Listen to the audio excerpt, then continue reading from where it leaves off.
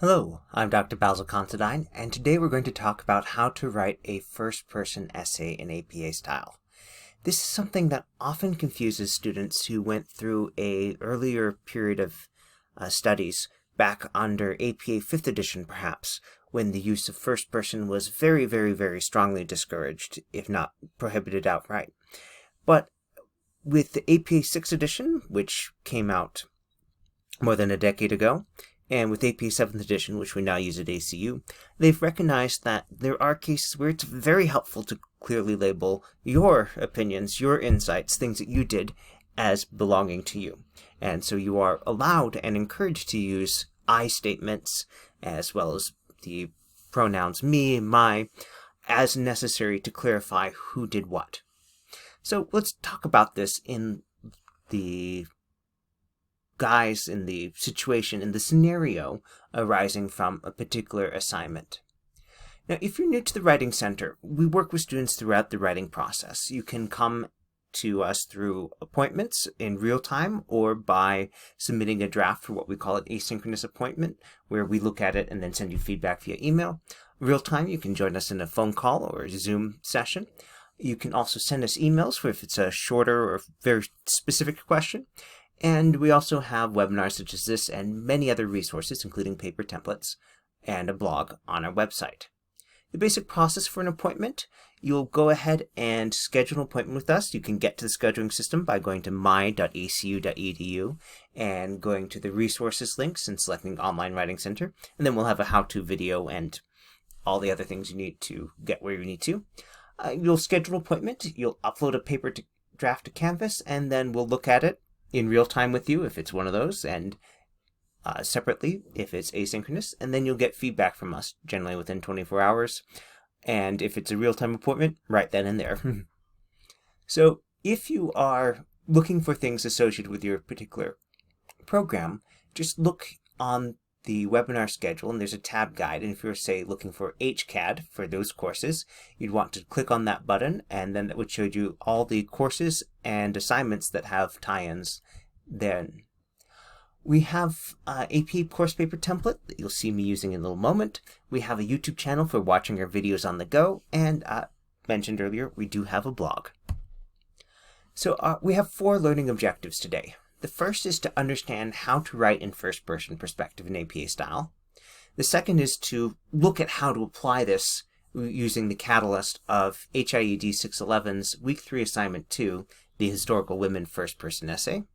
Then we'll talk about how to search for related literature, and finish with how to apply all these things when outlining and drafting your paper, going from the assignment instructions to building a working outline that you can easily expand and make sure that you do all the things required at this assignment. With no further ado, let's talk about how to write in first-person perspective in APA style. Now, there are many reasons why you might be using first person, and that starts with when you're discussing things that you did. Things like research you conducted, personal details that are important for the thing that you're analyzing or the insights that you're providing, professional actions that you've undertaken.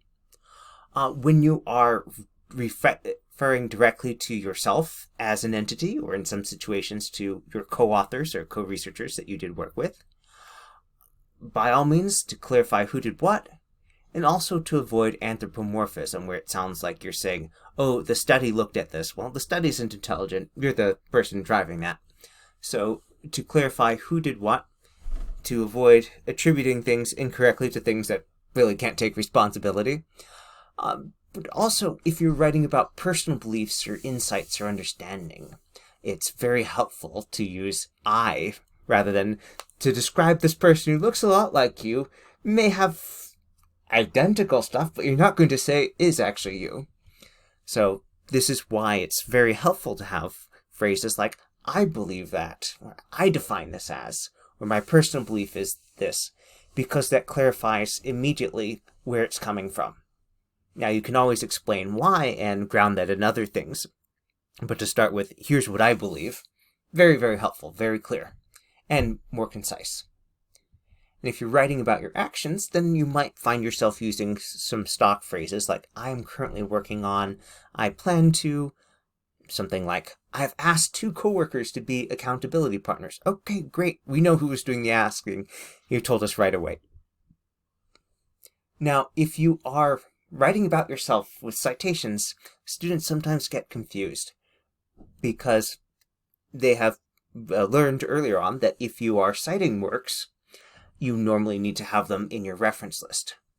Now, that is generally true, but unless your specific views or actions have been documented in published format, perhaps you went on record with the New York Times or the newspaper of your choice and had your remarks published, unless they're retrievable in that fashion by someone else because they've been published, you shouldn't be citing them and shouldn't be including references for them. However, you can certainly use citations to clarify what you're referring to, what you're explaining, like, I have been working on following the 7 steps of leadership cultivation listed by Blackhand 2020. Okay, so that's talking about yourself, and it's talking about this action that you did that's following these 7 steps that this author wrote about. Now, another thing to keep in mind is that APA style allows the use of passive voice. It discourages the overuse of passive voice. And so some passive voice is helpful to avoid what we call a I statement chain. If you have a whole bunch of sentences that start with I, it's A, distracting, B, probably not where people should be focused, and C, it obscures the attention from the things you want the reader to be following. What are the key details now? Now, if you do start a paragraph with an I statement, often you can use passive voice and indirect phrasing with no problem because you've already clarified who did what. Like, I have developed a 5-stage plan for personal improvement. During the first stage, the focus will be on blah. During the second stage, the focus will shift to blah. And we know that this is your plan that you're describing because you told us in the first sentence. We don't need that I part in the sentences thereafter, so long as it's clear you're still referring to yourself. All right, let's take a look at this assignment from HIED 611. So this is coming from the Foundations of Higher Education course. And it begins with an overview, or preamble if you prefer. In this assignment, you are to choose a woman from the provided list of women below as the focus of your own first-person essay. Post your historical woman selected from the list. And reminder that no more than 2 students can sign up for the same woman. And we have this instruction here. Okay, Oberlin College in Ohio was the first to admit women to study alongside men in the United States. They admitted 4 women, and then more. And the assignment is, it says here, is designed to help you discover more about women's participation in and contribution toward higher education in the United States. So that tells us that their contributions towards higher education should definitely be something that you write about. And then there's some reading. And now we go to the specific itemized list here. You will need to write a 300 to 400 word first-person essay about how the historical woman you have chosen has had an impact on higher education in the U.S. And so you're going to select a woman from the list, sign up. No, don't just select it on your own, but make sure you sign up so other people can see that and you don't accidentally triple up. Go for a research trip on the World Wide Web and in the library catalog to find related stuff. You're going to need a couple secondary sources to use here. And you're supposed to use the first-person voice to tell the story from the perspective of the woman you selected. So you're adopting a persona. It's as if you are the woman you select, writing as them about their experiences. So let's go ahead and take a look at that list. Now, if you're looking at this list here, it's kind of a who's who in early women's higher education in the United States. For example, Emma Hart Willard was a well-known person. The Marquis de Lafayette came to visit her seminary for women, seminary for women being then what we would call a college now, or women's college. And we see people affiliated with many of the great universities of today. So, look, these are all great women. A lot of stuff has been written about them. Some of their own primary sources are there, but because you're writing your own first-person essay, it would kind of be like cribbing if you were to read their primary source. So the instructions do say you should be looking at a secondary source. But let's say that you select a figure and you want to go find some literature on this. Now, because this is the assignment where you're supposed to be doing the research, I can't show you the particulars for these women, but I will show you for a woman who is very prominent in female education in the United States, and we'll go from there. Now, something you may not know about me, I'm actually a graduate of the Boston University School of Theology. We have a stained glass window that honors the Reverend Dr. Anna Howard Shaw, who was a pioneering figure in Methodism in the United States, as well as women's suffrage and a bunch of other things.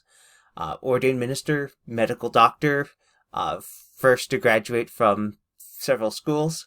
This is the kind of thing that she checks off many boxes. And if just from the simple Google search you can see, oh, there is a Wikipedia article about her, there is a 30 Rock episode named after her, Women of the Hall, Encyclopedia Britannica, and more. Even National Park Service as website. So this is a woman who has had a huge role in many things, and so we will have no problems finding sources here online.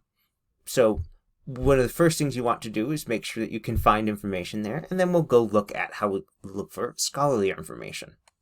Now, if you look at the second to last bullet, at least 2 secondary sources. So if a primary source is someone writing about themselves or their own first-hand experiences, a secondary source is drawing on those, but not written by the person who lived those experiences. So an encyclopedia article is usually at least a secondary source. Sometimes it's a tertiary source where they didn't read the primary sources, they read the secondary sources instead. And so we want first-person perspective, but you'll write that using knowledge gained from secondary sources. All right, so this is not going to be a super long paper. It's 300 to 400 words, so a little bit less than 2 pages. So in APA style, if you're using a template, it's going to be around 250 words per page. So there's a little bit more than 1, but less than 2. And you need to have 2 to 4 resources. Of course, you want to be citing those. And if we look at this, we see that actually a lot of the points go to have you cited and used outside sources. Have you told the story in a concise yet detailed fashion using first-person voice? So all those things in the assignment instructions are being graded here, so make sure you do them. And of course, make sure you proofread, that your text flows and makes sense, and it does not have spelling and grammatical errors, for example. So let's take a look now at how to search for related literature. I think a regular internet search you'll have no problem with. But if you're looking for scholarly literature, 2 places I would recommend. One is going to the ACU Library's Distance Education portal, which you can see a screenshot there. And then you could also go to Google Scholar, which is a easy, fast, intuitive resource for many people to use. The disadvantage of using Google Scholar is that unless you do some work to link it up with your library account, once you find something, you probably need to go looking for where you can download that in the library catalog. But some students prefer it because it is very similar to the Google search engine. And the library, would you be using ACU OneSearch? More on that in a moment. Let's go ahead and open that up. Now, I'm going to do a search for Anna Howard Shaw, and I'm also going to limit this to peer-reviewed resources, meaning things that have been through outside readers looking at it and try and make sure that it's highest quality. Now, if I go ahead and do this search, I'm going to get a lot of results. As you saw from the simple internet search, Anna Howard Shaw is a very influential figure. Now, as you can see here, we have 717 results. That is far more than I need here, so we can be picky, and one of the things I want to do is to only look at things that I can get the full text right now. Don't want to submit an interlibrary loan request. I've got this paper that's coming due, so I'm going to look just at full text things where I have access here. And you see that actually the vast majority of these things are actually full text, so we still have almost 700 results here. So let's go ahead and pick something here. Now the specifics here don't matter because we're just trying to demonstrate the principle. But let's say that we are taking this one here, Singular Leadership, Anna Howard Shaw, Single Woman, and the U.S. Women's Suffrage Movement. So I can click on this and I will get a link to open the full text.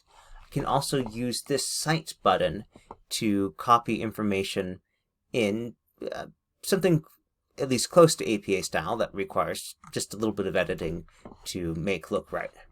So here we have that entry. I'm going to go ahead and copy it. Then we're going to pop open a copy of our APA course paper template.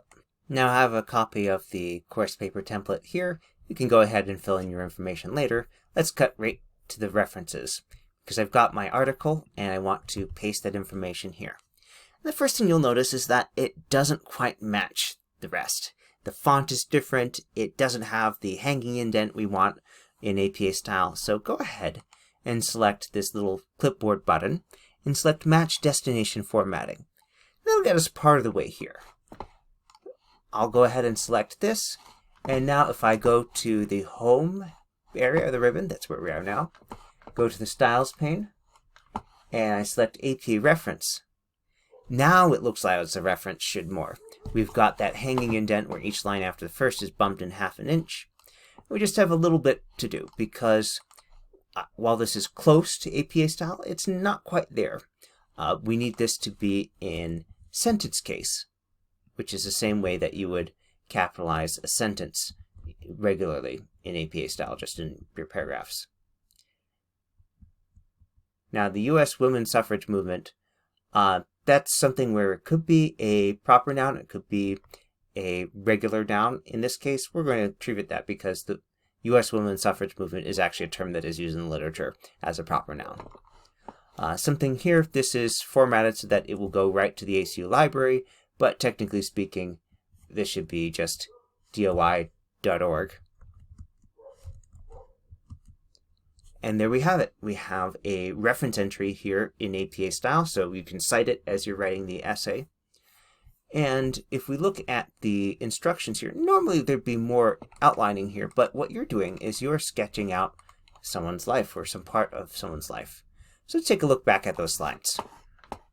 Some of the things you might do to narrow down your choices in your literature search include the peer-reviewed literature checkbox you saw me doing, searching for recent literature, meaning a recent period of time. For these ones, it's probably a little bit more expansive than in our social science courses. But, if you probably don't want to be drawing on, say, a book from 1900, because there's a lot of interesting information that's been discovered since then. But you might also be looking for things like a particular approach.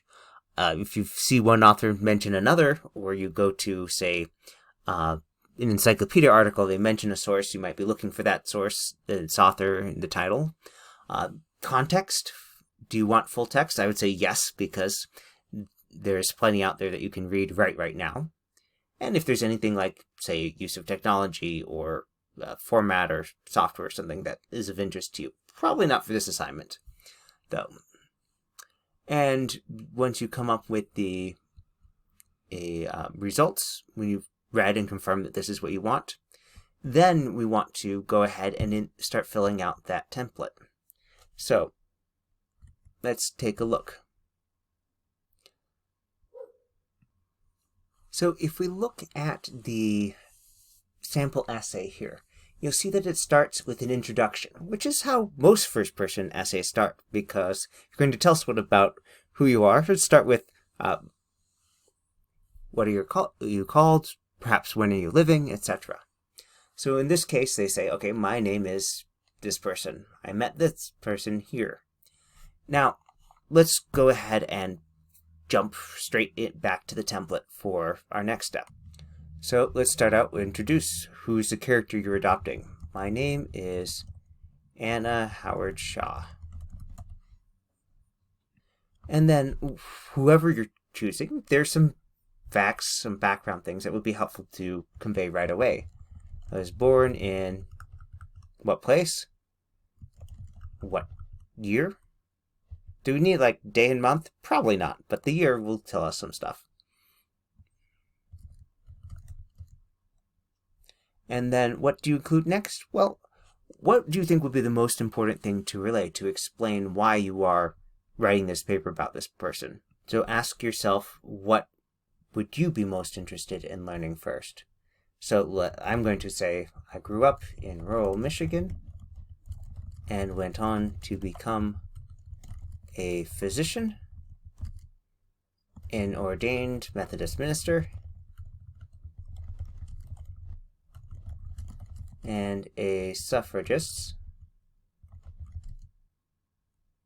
fighting for women's rights in the United States. Now, that's a lot of stuff, big things, each of which could be an essay on their own, so I'm going to have to not go into too much detail, but give enough to show how these things fit together, and then start writing to follow up here. So here's their introduction, and most people will go in chronological order. My parents were blah blah blah. As a child, I liked it. So you can see how this is going back and forth between I statements and other ones that are telling about the person or the people around them or the events that they're caught up with. So again, APA style doesn't stop you, doesn't prohibit you from using first-person statements, but make sure that it's relevant and important for doing that. Because I could take the first sentence, this next paragraph, it's like, I was born to these parents, insert name here and insert name there. And that's not incorrect, but it's also not ideal because it's more indirect and actually takes more words to say that than just saying, my parents were blah and blah. So give us the most relevant details because we only have, something approaching 400 words to write this paper. And so let's make sure you do all the things that you need to first. Now, what might you be writing about? Well, probably beliefs. And the beliefs might have changed. However,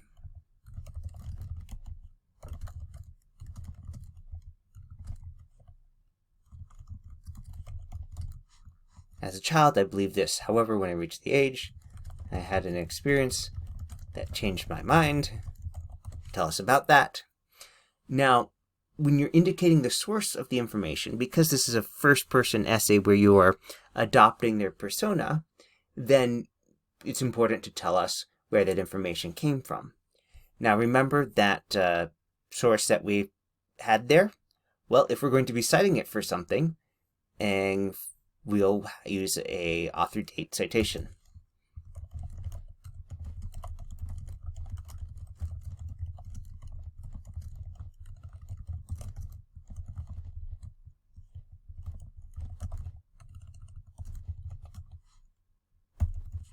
And so as you write, you can keep referring back to your notes or to the reading itself and citing so it's clear what information came from which source.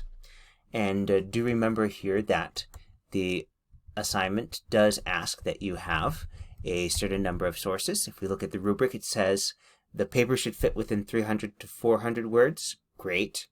There should be at least 2 outside sources, meaning things that you found, not course reading that it is currently linked and listed in the website for this class. And although 2 is the minimum, probably you'll have an easier time if you get 3 or 4 sources here. So don't let the research part stop you. If you need help, you can always contact our library staff for assistance. They are wonderfully responsive, especially if you catch them in the hours of operation for the library, in case you can chat in real time and get help on that. To recap some of the things that you can use in APA style when writing in first person, personal pronouns, I, my, me. Statements like, I believe that, I define this, my personal belief is, or was if you're being retrospective about it. So it might be helpful to situate where you are in this persona when you start writing. Are you writing at the end of the life or posthumously? Are you writing at a particular point? And whichever choice you do, make sure that the insights, the discussion are reflective of that. So if you're trying to talk about her deathbed confession, but the rest of your essay is only stuff up to when she was 12, well, that's going to be a bit of a gap. I was like, well, hold on. If you're writing it as her 12-year-old persona, how does death as an adult come into this? Because she lived a good life. So certainly use things like I worked on, I planned to, because we're mostly looking at things that have passed. And tell us, okay, who did it? Where did the information come from? So I met with these people, parentheses, author date, to indicate where that information about the meeting came from. Now, when you are going through this, make sure, again, that you have followed everything in the rubric, which is to say, write the things with the right number of sources. Make sure that it follows a clear organization, because that's something that you're also being graded on. And most people will go either thematic or chronological. Thematic is when you pick an idea, it's like, oh, let's talk about, say, women's suffrage and make that the focus. Chronological be, we're starting at one point and we're moving towards another point. Could be birth at one point, death at the other, but most people don't do a whole lot of super exciting stuff in their early childhood, so somewhere approaching adulthood is probably where the important, meaningful stuff to be talking in for this assignment will be coming. And then the end point, well, that's going to depend. Are you doing this posthumously, or are you doing it adopting a persona of her at a particular time earlier in her life? And either way, it's still going to be I statements, but if you situate it, say, oh, here's her in 1900, then you could have I am presently working on this, or I have just started working on that. I am due to meet this other person the other day. Just make sure it's clear that those are relevant and important and worthy of writing about. I think that's about all the time we have today, so let's just wrap things up with a reminder that if you have any questions, you're always welcome to send us an email at onlinewritingcenter@acu.edu. Get lots of emails every week, and I'm always happy to answer the question. If it's something that you're not sure, whether it's email question length or appointment length, just ask. The worst thing that'll happen is we'll say, oh, yes, you should sign up for an appointment with that, because that will be a longer thing to answer. But most of the questions that people send in to us are appropriate length, and we're happy to answer it and get you on your way. So with that, I will bid you good night.